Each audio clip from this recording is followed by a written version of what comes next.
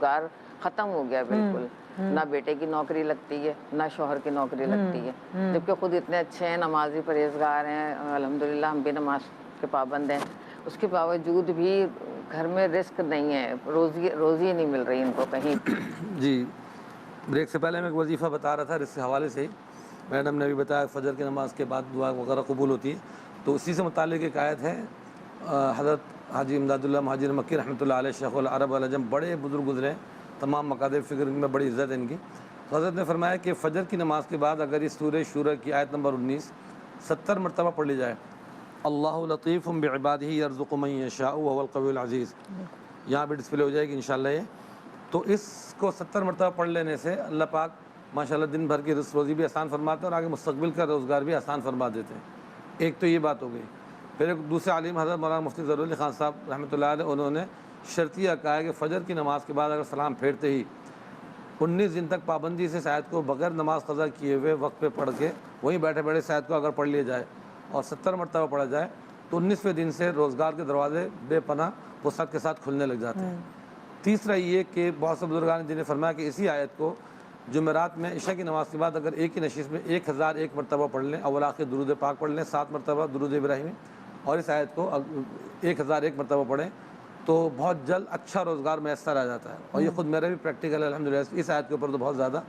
کہ ماشاءاللہ میں نے جب بالکل اپنا کیریئر کا آغاز کیا تھا اس آیت کو میں نے 1000 مرتبہ پڑھا، بہت جلد جاب شروع ہو گئی ماشاءاللہ الحمدللہ۔ ابھی بھی وقتاً فوقتاً کو رکھتا ہوں، معمولات میں نماز کے بعد تو میں لازمی اس آیت کو پڑھنے میں رکھتا ہوں، اللہ لطیف بعبادہ، اس کے بہت زیادہ پاور ہے، اور اس کی قرآن کریم میں واحد ایک آیت ایسی آیت الکرسی ہے، اور دوسری یہ ہے کہ اس میں اللہ کے 2 اسماء حسنہ شروع میں بھی آخر میں بھی ہیں، اس کی ایک فضیلت یہ بھی۔ تو ایک آیت تو یہ ہو گئی۔ دوسری آیت ہے سورہ طلاق کی شروع کی 2 آیتیں ہیں، وَمَن يَتَّقِ اللَّهَ يَجْعَل لَّهُ مَخْرَجًا وَيَرْزُقْهُ مِنْ حَيْثُ لَا يَحْتَسِبُ، سورہ طلاق، یہ 2 آیتیں ہیں۔ یہ اسکرین پہ نہیں آ سکتی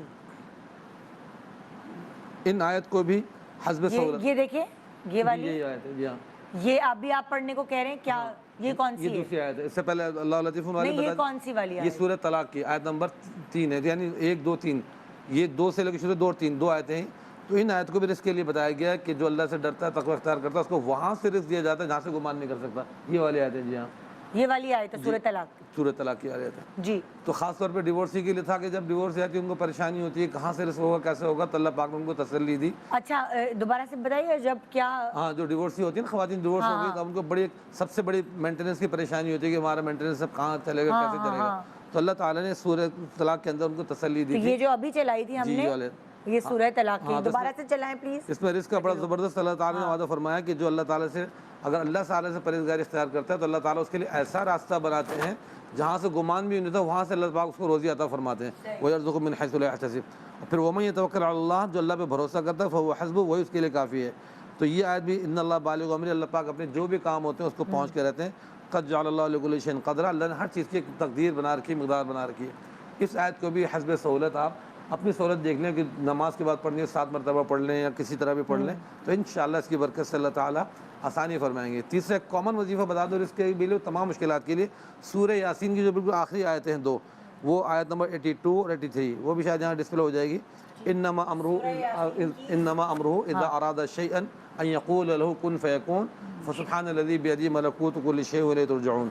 یہ تمام پرابلم جتنے بھی پرابلم ہیں جی یہ آیت ہیں، بہترین پاور اس کے اندر جاب کے لیے، روزگار کے لیے، اور کوئی بھی کسی گھر خریدنا ہے یا کوئی اس طرح کی چیزیں ہیں جو انسان کی وہ ہوتی ہے ٹارگیٹ ہوتا ہے کہ مجھے اچیو کرنا ہے، تو اس میں تو اللہ پاک نے کن فیکون جس سے پوری کائنات بنائی وہ ذکر کیا، تو اس آیت کو بھی حسب سہولت اپنے ورڈ میں لا سکتے ہیں انشاءاللہ، تمام مقاصد کے لیے بہترین کارآمد ہے یہ آیت انشاءاللہ۔ ٹھیک ہے جی، میں آپ